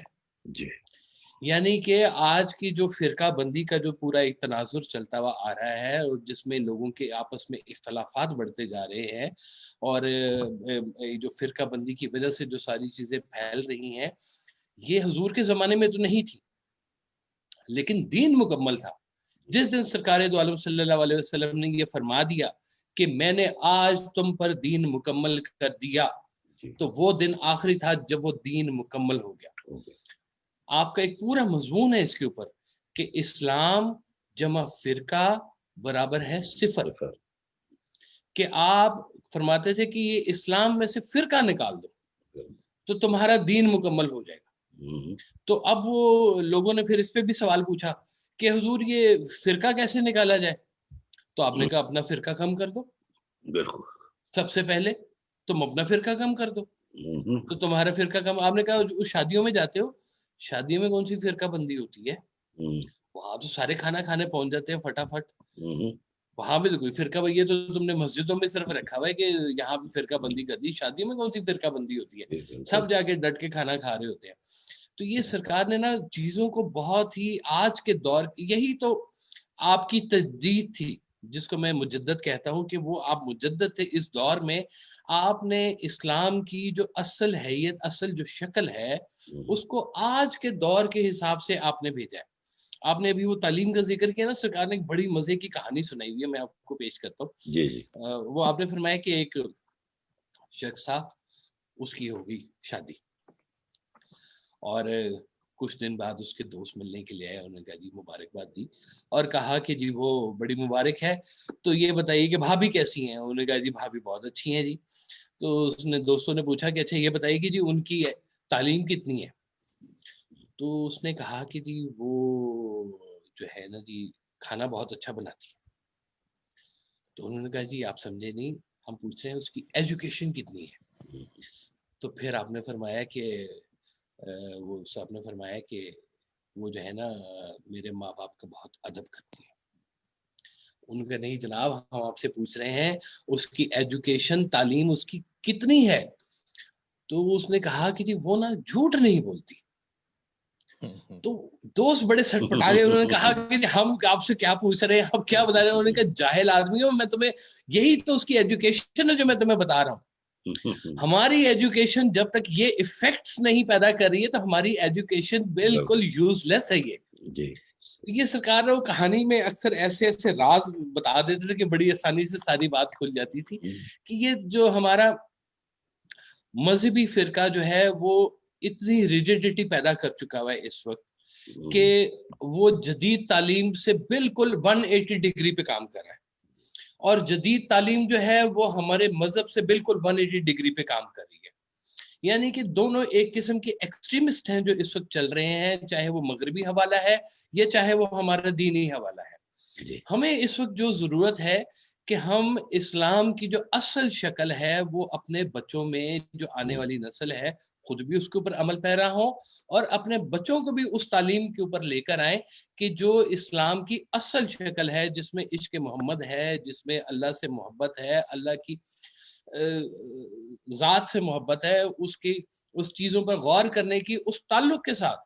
क्योंकि इस सरकार ने कहा बेताल्लुक नहीं है बात, ये ताल्लुक वालों के लिए बात है और ताल्लुक से बात है। तो ये ताल्लुक वाले बात जब करते हैं तो ये एक आपका ताल्लुक बिल्ड करते हैं। तो जैसे सरकार ने, सरकार दो आलम सल्लल्लाहु अलैहि वसल्लम ने फरमाया कि मैं इल्म का शहर हूँ, अली उसका दरवाजा है। तो ये बात वाज़ेह होगी कि अगर आपने इल्म हासिल करना है तो अली से गुजर के ही आप उस शहर में दाखिल होंगे, उस इल्म के शहर में दाखिल होंगे जहाँ पे आपको असल इल्म जो है ना वो अनायत होगा, आप पर फजल होगा, आपके ऊपर मेहरबानी होगी, आपका जहन कुशा होगा, आपकी जुबान सैफ होगी, आपके जहन के उकदे खुलने शुरू हो जाएंगे, आपके ऊपर एक नई कायनात खुलनी शुरू हो जाएगी। यही तो बात हुई। सरकार एक चीज के अंदर, एक शख्स आ गया जी आपके पास बहुत परेशान, उसने कहा सरकार मुझे ऐसे लगता है कि हर तरफ में मेरी दीवारी दीवारें हैं, मैं फंस गया हूँ, घबरा सा गया हूँ, मुझे लगता है कि हर तरफ मेरी दीवार ही है। तो सरकार ने फरमाया कि ओ गौर करो, दरवाजा भी दीवार में लगा होता है, ये गौर करने से दरवाजा तुम्हें मिल जाएगा। तो ये जो गौर करने का जो मकाम है, ये कोई साहिब नजर ही गौर करवाता है तो वो समझ में आती है बात। फिर वो बात कनेक्टेड है सारी कि हमें पता ही नहीं है, हमें एक ऐसे जैसे वो किसने एक लफ्ज इस्तेमाल किया था जी पहली दफा अखबार में, दरफुंतनी। तो किसी को पता ही नहीं था ये क्या होता है जी दरफुंतनी। तो उसने कहा कि जी बस ये जो होता है, तो फिर समझ आती है दरफुंतनी होती क्या चीज है। तो ये हालांकि इसका कहीं डिक्शनरी में कोई है ही नहीं नाम, लेकिन अब देखें इस तरह से अगर कोई ऐसा इल्म है जिसके बारे में मुझे पता ही नहीं है کہ تو میں اس کو کیا جانوں گا, کیا پڑھوں گا. تو یہ جو اصل معلوم والے جو لوگ ہیں, جو صاحب نظر ہیں, جن کے اوپر یہ سارے راز کھلے ہوئے ہوتے ہیں, وہ کہتے ہیں کہ دیکھو یہ علم لو, اتنا علم لو جس سے تمہاری زندگی آسان ہو, اتنا علم لو جس سے تمہیں مذہب پہ چلنے میں آسانی ہو, اتنا علم لو جس سے تمہاری منفعت بخش زندگی گزرے, جس سے تم لوگوں کو معاف کر سکو. ایسا علم لو جو تمہیں سرکار دو عالم کے قریب کر دے, ایسا علم دو جو تمہیں اولیاء اللہ کے راستے پہ چلانا کے طریقہ سکھائے. یہ علم جو ہے, یہ سارے باقی علم ایسے ہیں کہ جن کو جانے نہ جانے میں کوئی اتنا فرق نہیں پڑے گا. اور جو سب سے بڑی جو آپ نے ایک بات بتائی کہ اگر تم علم اس لیے حاصل کر رہے ہو کہ تم لوگوں کے اوپر روب جھاڑ سکو کہ میں بہت با علم ہوں, تو اس سے اچھے تم جاہل ہو. اگر تم نے لوگوں کو صرف متاثر کرنے کے لیے تم نے علم حاصل کیا ہے, یہ تم نے ڈگریاں لی ہوئی ہیں, تو یہ تم اس سے بہت بہتر تھا کہ تم جاہل ہی ہوتے. کہ متاثر کرنا نہیں ہے, لوگوں کے اوپر اپنی علمیت کو روب جھاڑنے کا نام علم نہیں ہے, لوگوں کی خدمت کرنے کا نام علم ہے, لوگوں کے کام آنے کا نام علم ہے, یہ سرکار دو عالم کے راستے پہ چلنے کا نام علم ہے. تو میں تو یہ سرکار کی باتوں سے ساری جو بات سمجھ آئی ہو آپ کو. بہت خوبصورت, سبحان اللہ. چلیں اب ہم چونکہ وقت کی بھی ہمیں دیکھنا پڑ رہا ہے, کیونکہ یہ اتنا طویل اور عریض جو ہے موضوع ہے جس پر باتیں کی جا سکتی ہیں گھنٹوں. چلیں, لیکن اس میں اس چیپٹر کے جو آخری حصے میں جو اس کا ذکر ہے اس پر بات کرنا بہت ضروری سمجھتا ہوں میں. تو چلیں میر صاحب سے آغاز کرتے ہیں کہ علم کو نور بھی کہا گیا ہے اور حجاب اکبر. یہاں سے شروع کرتے ہیں, ذرا آپ وضاحت کیجئے ہمارے سننے والوں کو, دیکھنے والوں کو, کہ یہ نور اور حجاب, ذرا اس کی وضاحت کیجئے تاکہ لوگ سمجھ پائیں. جی, اس کی وضاحت قبلہ واصف صاحب نے خود ہی فرما دی ہوئی ہے کہ ایک تو یہ حدیث شریف ہے نا جی, العلم حجاب الاکبر, کہ علم جو ہے یہ حجاب اکبر ہے. اور یہ بھی حدیث شریف ہے کہ علم نور ہے, بلکہ نور علی نور ہے. اب ہاں, اور یہ جو نور حجاب, جو علم حجاب ہے بلکہ حجاب اکبر ہے, اور ایک علم جو ہے وہ نور ہے. اب اس میں فرق کیا ہے, یہ سرکار نے ہی وضاحت فرما دی ہوئی ہے کہ وہ علم جو اگر وہ خلق کو راضی کرنے کے لیے ہو تو وہ تو اکبر ہے, حجاب الاکبر ہے, اور اگر خالق کو راضی کرنے کے لیے وہ ہو تو وہ نور ہے, بلکہ نور علی نور ہے.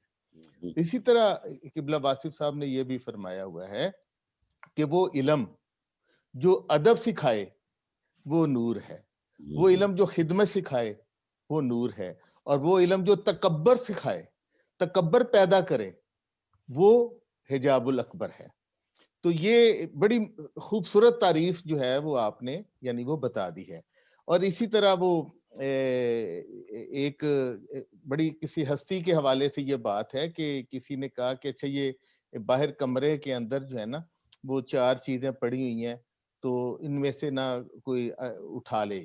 اس میں ایک چیز جو ہے نا وہ دولت تھی, ایک جو ہے وہ شہرت تھی, ایک جو ہے وہ علم تھا, اور ایک چیز جو ہے وہ عزت تھی.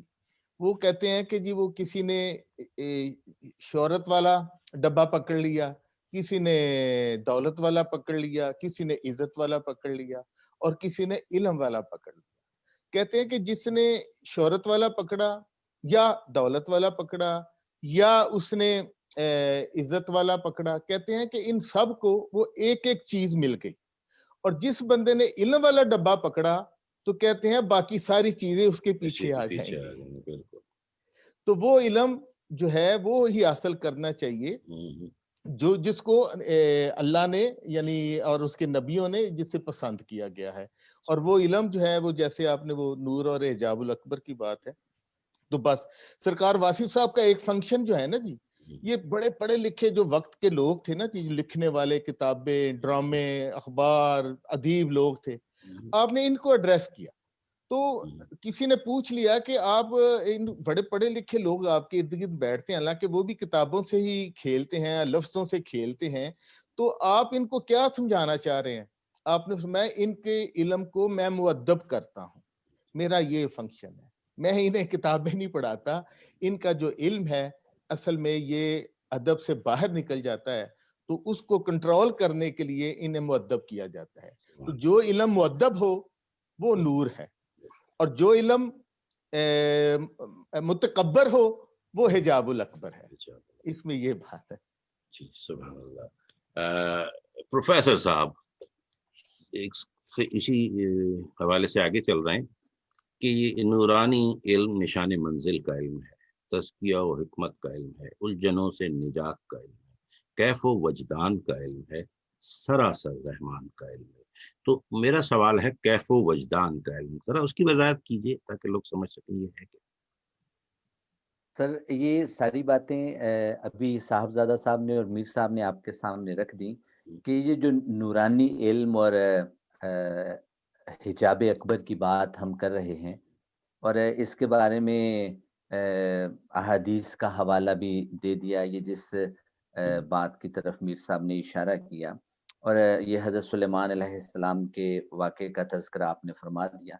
تو یہ جو وجدان ہوتا ہے, یہ جو آپ کے اندر انٹیوشن ڈیولپ ہوتی ہے, جب آپ علم لدنی میں آتے ہیں یا آپ مؤدب ہوتے ہیں یا آپ کا رابطہ اپنے مرشد سے ہو جاتا ہے. اور میں ایک بات کا تذکرہ کرنا بھول گیا کہ واصف علی واصف صاحب نے وہ ایک اپنی محفل میں ایک دائرے کے بارے میں بات کی کہ جو علم اس دائرے کے اندر آ گیا وہ تو معلوم ہے, اور اس دائرے کے جو باہر ہے وہ ابھی علم ہے, اور اس دائرے کی جو باؤنڈری لائن ہے اس کو تم احساس لا علمی کہہ لو. تو جب آپ کے اندر احساس لا علمی ڈیولپ ہوتا ہے, آپ کا تعلق اپنے مرشد کے ساتھ, اپنے استاد کے ساتھ, اپنے منٹور کے ساتھ ہو جاتا ہے, آپ علم کی بات کر لیتے ہو, آپ کا تعلق اللہ اور اس کے رسول کے ساتھ ہو جاتا ہے, پھر کیف, سرور اور وجدان کی کیفیت آپ پر طاری ہونا شروع ہو جاتی. آپ کو قدرت کی طرف سے اشارے ملتے ہیں. آپ کو کئی دفعہ بیٹھے بیٹھے آپ بہت سارے معاملات ایسے ہوتے ہیں جس میں آپ سٹنٹ ہو جاتے ہیں, آپ کو آٹومیٹیکلی کوئی سوال پوچھا جاتا ہے, اس کو آپ کو نہیں پتا ہوتا ہے اس کا آنسر کیا دینا ہے, آپ کو اشارہ آتا ہے, وجدان آپ کا ڈیولپ ہوتا ہے, آپ کی اسے سائیکالوجی تھرڈ آئی کہتی ہے یا دل کی آنکھ کہتے ہیں. تو وہ جو تھرڈ آئی اور دل کی آنکھ ہے وہ کھلنا شروع ہو جاتی ہے, کیونکہ اس کے پیچھے نورانی علم ہوتا ہے یا استاد کی نگاہ ہوتی ہے. تو پھر آپ ہر وقت مستی اور سرور اور کیف کی سی ایک کیفیت میں رہتے ہیں, اور آپ کا میں نہیں بول دی میرے وچ میرا یار بولدا والی کیفیت ہوتی ہے. جب آپ بات کرتے ہیں تو لوگ کہتے ہیں یہ نہیں تھا, کوئی اور ہی تھا. جیسے ہم نے میر صاحب سے اکثر سنا کہ جب آپ بات کرتے تھے تو بات کرنے کے بعد آپ کہا کرتے تھے کہ کئی دفعہ کہ یہ کیا بات ہوئی, پوچھا کرتے تھے, کیونکہ آپ کو کہیں اور سے سیٹلائٹ سے اشارے آ رہے ہوتے ہیں, آپ کو وہاں سے وجدانی کیفیت ڈیولپ ہوتی ہے. تو یہ اس بات میں اس طرف اشارہ کیا گیا ہے کہ جس کے پاس رحمانی نالج ہے, جس کے پاس مولائی چینل کی طرف سے شعائیں آتی ہیں, تو ڈیفینیٹلی اس کا وجدان, اس کا انٹینا, اس کی شعائیں, اس کی فریکوینسی کنیکٹ ہوئی ہوتی ہے. تو پھر بہت سارے معاملات اس کے لیے کیف و سرور اور وجدان کی سی کیفیت ڈیولپ ہو جاتی ہے. جی بہت شکریہ پروفیسر صاحب. چونکہ ہم پروگرام کے آخری حصے کی طرف جا رہے ہیں تو میں چلتا ہوں صاحبزادہ کی طرف, اور اس کے علاوہ کچھ سوالات بھی ہیں میرے ساتھ. تو جو یہ جملہ ہے اس پر میں آپ کی روشنی چاہتا ہوں کہ مثلا اس میں کہا گیا ہے, جو ذکر ہے ابو جہل کے پاس علم تھا لیکن نگاہ نہ تھی, اور اگر نظر نہ ہو تو علم جہالت سے بدتر ہے. گو کہ آپ نے بڑی بہتر وضاحت کی تھی, لیکن یہ جو نگاہ جو ہوتی ہے, یعنی ایک تو اس کا حصول کیسے کرنا چاہیے, لوگوں نے پوچھا کہ کیسے کیا جائے. پھر اگلا سوال اسی کے ساتھ منسلک کیا ہے ایک صاحب نے کہ ہماری تعلیم یہ اقدار کیسے پیدا کرے گی. یعنی وہ چاہتے ہیں کہ کچھ آپ اس پہ روشنی ڈالیے, اور پھر اس کے بعد میں آگے چلوں گا. چند اور سوالات ہیں تو صاحبزادہ صاحب. سرکار نے ایک شعر پڑھتے تھے باب اللہ شاہ صاحب کا کہ ایک تو یہ بھی انداز ہے کہ علم و بس کریوں یار, اکو الف تیرے درکار. کہ یہ بھی ایک آپ کو یکسوئی عنایت ہو جاتی ہے کہ جب آپ ایک خیال میں ڈھل جاتے ہیں تو وہ خیال آپ کی پرورش کرتا ہے، اور وہ جب خیال آپ کی پرورش کرتا ہے تو پھر آپ کے افکار اور کردار بھی اسی میں ڈھل جاتے ہیں. یعنی کہ پھر پہلے آپ کی بات سے بات ملتی ہے اور کہتے ہیں پھر چلتے چلتے کہیں شکل سے شکل بھی مل جاتی ہے، کردار سے کردار مل جاتا ہے. تو یہ جب عطا ہونی شروع ہوتی ہے تو وہ پھر بات جو ہے نا کہیں اور چلی جاتی ہے. اس کو سرکار وائس صاحب نے اپنی ایک پنجابی کتاب ہے بھرے بڑولے، اس میں بھی آپ نے ایک انداز میں اس کو فرمایا کہ اسا بسم اللہ نو پڑھ کے اج کیتی شروع کتاب وچ موراں دے پر رکھے اسا لائے عطر گلاب. یعنی کہ کتاب ابھی شروع کی ہے آپ نے، تو کہا ہے کہ میں نے ادب سے کتاب پڑھنی ابھی شروع کی، اور درمیان میں آپ فرماتے ہیں کہ جد الف لام ملایا او اللہ بن کے آیا وچ میم مروڑی جوڑ کے ساڈا بنیا کم جناب. یعنی کہ الف لام میں جب وہ میم مروڑی جب محمد صلی اللہ علیہ وسلم کی جوڑی ہے تو تب کام بنا ہے. پھر اس کو جو اینڈ آپ کرتے ہیں اس پوری اپنی نظم کو، تو آپ فرماتے ہیں کہ اسا پڑھیا ہے وناس نو اسا چھڈیا عام تے خاص نو جد نقطہ ویکھیا بے دا اسا کیتی بند کتاب. تو وہ بے کے نقطے پہ نے آ کے کہا کہ جب ہم نے اس بے کے نقطے کو دیکھ لیا تو پھر ہم نے کتاب بند کر دی، کہ اب ہمارا تعلق بلڈ ہو گیا بے کے نقطے سے.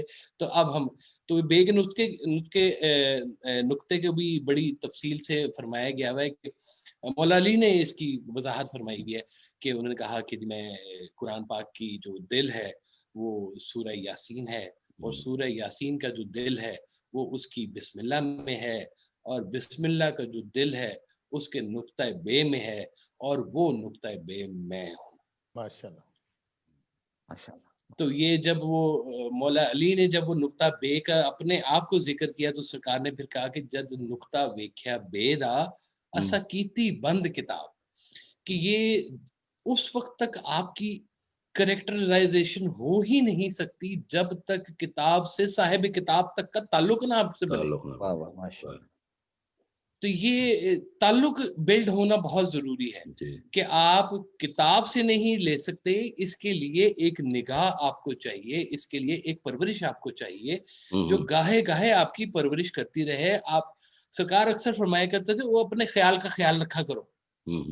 واہ واہ. تو یہ خیال کا خیال جو رکھنے والے جو لوگ ہوتے ہیں وہ اس کے خیال کی پرورش کر رہے ہوتے ہیں.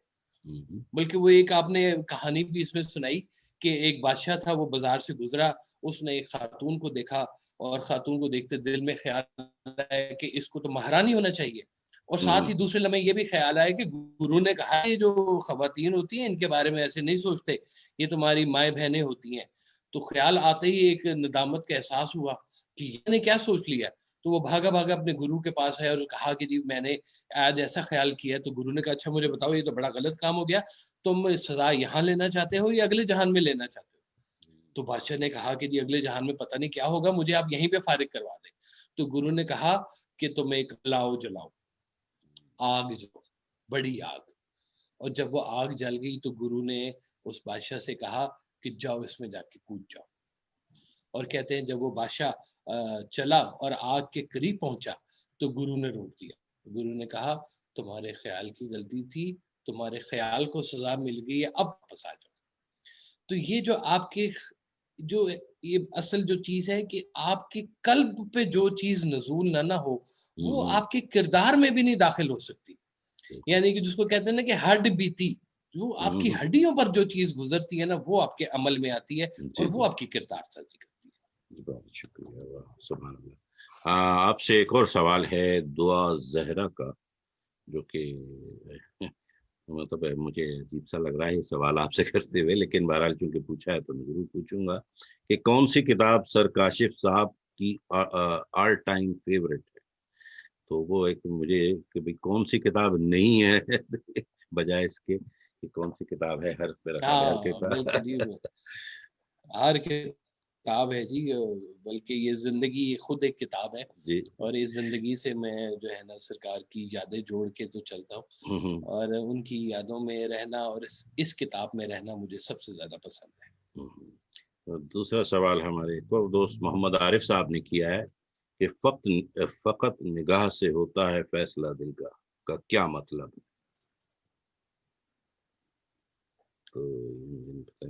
نگاہ سے ہی ہوتا ہے جی، ہم یہی تو علم آپ کو نگاہ بات کا ہے نام کلیئر سے وہی نا، بتا رہے علم ہیں۔ نگاہ کا نام ہے۔ جی ہاں جی بالکل، یہ تو ہم کہہ رہے ہیں کہ نگاہ ہی ہے جو مخزن ہے علم کا، اور وہیں سے بات ساری شروع ہوتی ہے۔ اور اصل جو علم جس کو کہتے ہیں، جو آپ کی ذات کو بدل دے، آپ کے خیال کو بدل دے، وہ علم کسی نگاہ سے عطا ہوتا ہے، اور اس نگاہ کے لیے ایک تعلق درکار ہوتا ہے۔ ایک ہمارے یوسف صاحب تھے، وہ آئے آپ کے سرکار کے پاس اور انہوں نے آ کے اپنے کچھ مسائل بتائے، تو سرکار نے کہا کہ بس تم آیا جایا کرو، یہ اسی سے ختم ہو جائے گی۔ تو یہ جو تعلق ہوتا ہے اٹ سیلف، ہمارے ایک وہ قریب میں جی ایک تھا، وہ آدمی نشہ کیا کرتا تھا، تو سرکار اس کو صرف اپنے پاس بٹھا لیتے تھے، اس کو کھانا کھلاتے تھے، اس کی خدمت کرتے تھے، بس وہ ان کی آنکھوں کے سامنے رہتا تھا۔ تو میں نے دیکھا کچھ عرصے بعد وہ نشہ چھوڑ گیا۔ بالکل۔ تو یہ جو تعلق ہوتا ہے نا، یہ تعلق ہی آپ کی تربیت گاہ بن رہا ہوتا ہے بیسکلی، اور یہ تربیت گاہ ایک تعلق کے ساتھ وہ نگاہ آپ کے اوپر ایک کام کر رہی ہوتی ہے، وہ دعا رہی ہوتی ہے، وہ دوا بھی کر رہی ہوتی ہے، اور تعلق اور وہ نگاہ ہی آپ کا تربیت کرتی ہے۔ سبحان اللہ۔ امیر صاحب آپ سے سوال ہے ایم عنایت صاحب کا کہ علم نافع کی نوعیت کیا ہے؟ علم نافع پہلے بھی بیان کیا گیا ہے، جو دوسروں کے کام آئے، دوسروں کی خدمت کے لیے کام آئے، وہ علم نافع ہے۔ وہ علم جو آپ دیکھیں نا، بے شمار علوم ایسے ہیں جو انسانی فلاح کے لیے جو ہیں وہ آئے ہیں۔ اب وہ سائنس بھی انسانی فلاح کا کام کرتی ہے، یہ ٹیکنالوجی بھی انسانی فلاح کا کام کرتی ہے۔ جس نے بلب ایجاد کی ہے، جس نے یہ روشنی ایجاد، جس نے پہیہ ایجاد کی ہے، یہ سارا نافع، مگر اسی علم نے ایٹم بم بھی ایجاد کیا۔ بالکل۔ تو یہ جو غیر نافع جو علم ہے، جو انسان کی ہلاکت پیدا کرے، جو انسان سے جو ہے وہ اس کا جھگڑا پیدا کرے، فساد پیدا کرے، وہ علم غیر نافع ہے۔ جو انسانی فلاح و بہبود کا کام کرے، وہ جس شکل میں بھی کرے انسانی فلاح و بہبود کا، وہ اچھا علم ہے، وہ علم نافع ہے۔ وہ ایک چھوٹا سا وہ لطیفہ سا ہی ہے، وہ قبلہ واصف صاحب سے کسی نے پوچھا کہ یہ جو قوالی کرنے والے لوگ ہیں، یہ مذہب میں پتہ نہیں، یہ آپ بتائیں کہ یہ جائز ہے؟ جیسے کہتے ہیں نا شریعت میں سماع، کوئی کہتا ہے جائز ہے، کوئی کہتا ہے جائز نہیں ہے۔ تو آپ نے بڑی خوب، اب یہ علم نافع دیکھیں وہ کس طرح ایک چھوٹی سی جھلک ہے۔ وہ فرماتے ہیں کہ اگر تو جو قوال ہیں ان کو روزی روٹی مل رہی ہے نا، تو یہ یار جائز ہے۔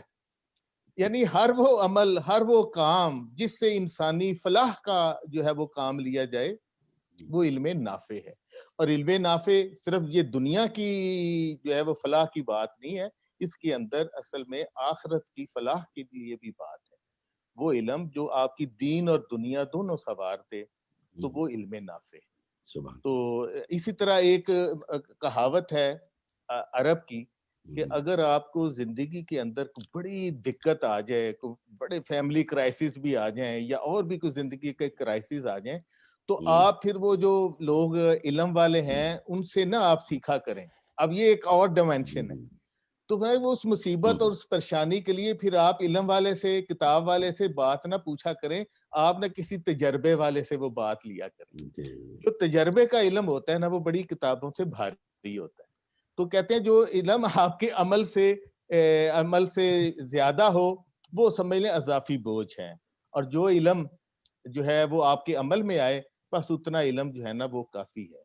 تو مجھے نا جی ایک حضرت علی مولا علی کا جو ذکر ہوا، کرم اللہ واجھ ہو، تو وہ ایک ڈاکٹر صاحب کتاب ہے کسی انگریز رائٹر نے لکھی ہوئی، حضرت علی کا وہ جو قول تھا جس میں ان سے سوال کیا گیا، جس نے سوال کیا اس نے تو اس نیت سے سوال کیا کہ یہ سوال اتنا ٹیڑھا ہے کہ حضرت علی کے بارے میں جو بات ہے کہ وہ علم جو ہے وہ دروازہ ہیں اور ہر مشکل کشائی کر دیتے ہیں. بڑے بڑے سوالوں کے جواب یوں عقدہ کشائی کرتے ہیں, لوگ حیرت میں چلے جاتے ہیں کہ یار یہ اتنی یعنی اعلیٰ بات, زبردست بات کر دیتے ہیں.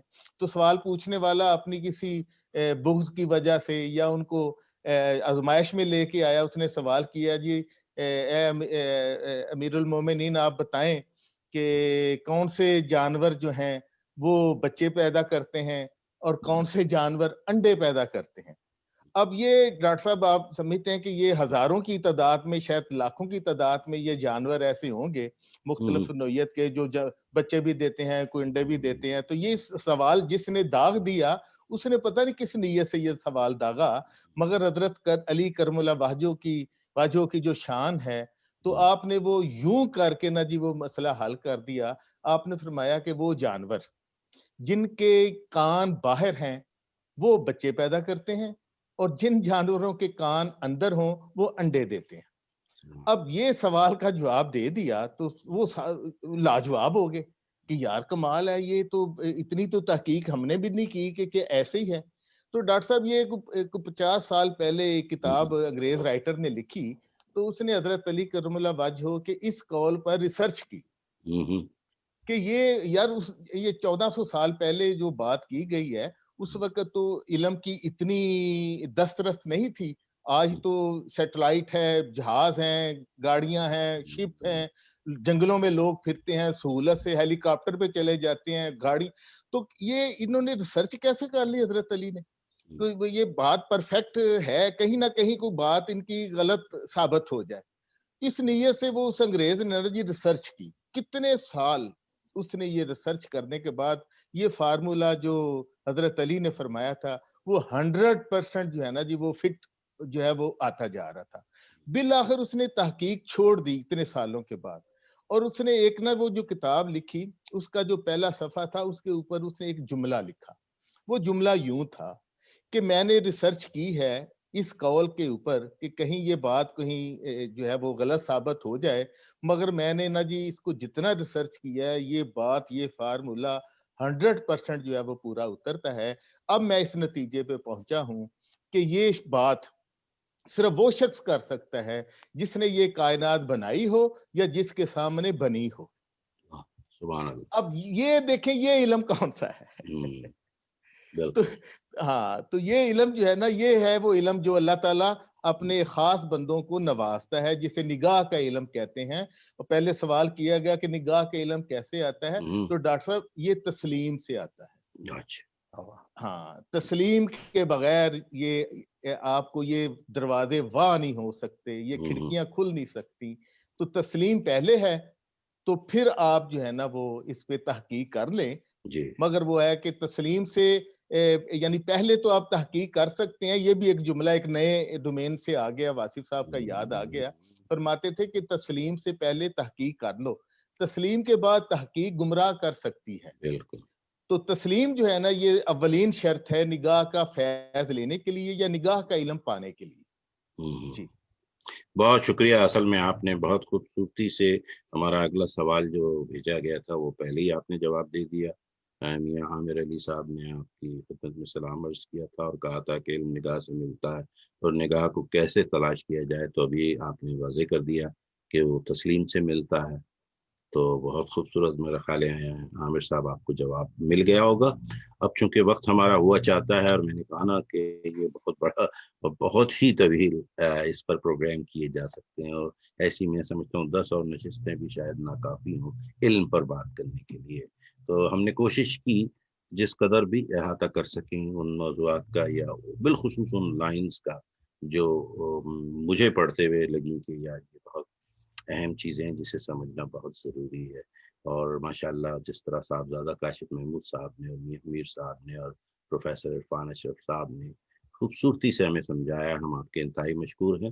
اور چونکہ ایک چلتے چلتے میری بہت بڑی ریکویسٹ ہوگی آپ تینوں حضرات سے, بے شمار مجھے ریکویسٹ آ رہی ہیں کہ یہ پروگرام تھوڑا اور طویل کیا جائے, مطلب یعنی کہ کچھ اور اس کی قسطیں ہونی چاہیے, یہ 5 کافی نہیں ہے.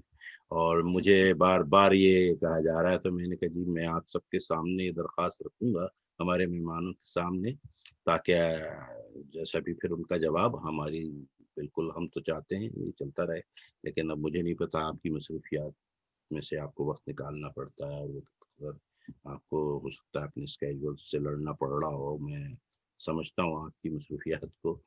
تو یہ ایک درخواست ہے، ذرا غور کیجیے، تاکہ اگر ایسا ممکن ہے تو ہم چند پروگرام اور کرنا چاہیں گے، چند اور مضامین پر، کیونکہ لوگ بڑی دلچسپی لے رہے ہیں اور سمجھنے کی کوشش بھی کر رہے ہیں اور سمجھ بھی رہے ہیں، اور مجھے انتہائی خوشی ہوتی ہے جب دیکھ کے، اور بالخصوص میں بڑا حیران ہوں، بلکہ میں یہ سمجھ رہے کہ وہی حیرت زدہ ہوں کہ یعنی نوجوانوں کا بڑی جو دلچسپی ہے اس سب ان مضامین میں، وہ حیران کن ہے میرے لیے. تو بہرحال ڈاکٹر صاحب میری ایک یعنی درخواست ہے کہ آپ سوالات جو ہیں وہ کچھ زیادہ اس کی بڑھا دیں، جو ہے وہ دوست جو ہے نا وہ شریک ہو جائیں اس پارٹیسپیشن میں، ان کا بھی ہو جی جائے جی حصہ، جی ان ہماری کے کوشش سوالات ہوتی زیادہ ہے. لے لیا کریں. ہاں جی نہیں، میری کوشش تھی، لیکن ابھی اصل میں تھوڑا سا آج عرفان صاحب نے بہت ہمت کر کے وہ اس چیز کو تھوڑا سارٹ آؤٹ کیا ہے، ہم اور مزید کریں گے.